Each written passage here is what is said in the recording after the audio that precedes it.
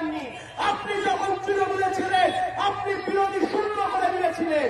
আর আজ আপনি বড় সৎ হয়েছে, আজ আপনি বড় সৎ মানুষ হয়েছে। এই যে 5 বছর আগে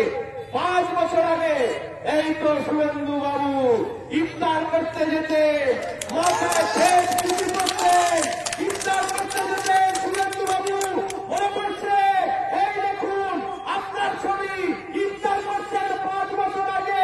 আর এই দেখুন শুভেন্দু বাবু এখন তিলক কাটছেন, কৃষ্ণ কৃষ্ণ হরে হরে, শুভেন্দু ঘরে ঘরে।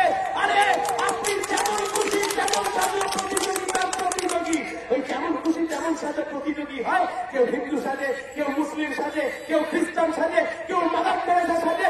5 বছর আগে শুভেন্দু অধিকারী মুসলিম সাজত, 5 বছর পরে শুভেন্দু অধিকারী হিন্দু সাজছে। এরা মানুষ সাজবে না, এরা মানুষের উপকার করবে না, জিনিসের দাম কমাবে না।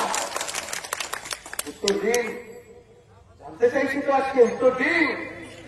ফুল বাবু, ওনার নাম দিচ্ছি ফুল বাবু, উনি 2 ফুলে আছেন, উনি চোলা ফুলেও আছেন, উনি পদ্ম ফুলেও আছেন।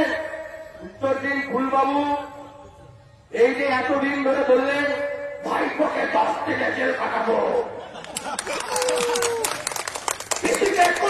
জেল কাটাবো, পিসিআর ভাইপো তো ড্যাং ড্যাং করে বাইরে ঘুরে বেড়াচ্ছে।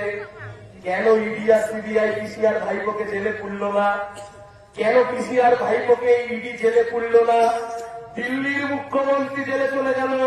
2014 থেকে যে পিসিআর ভাইপো, যার কর্মকাণ্ড বাংলার লোক জানে, আজ অব্দি কেন পিসিআর ভাইপোকে ইডি আর সিবিআই কিছু করল না?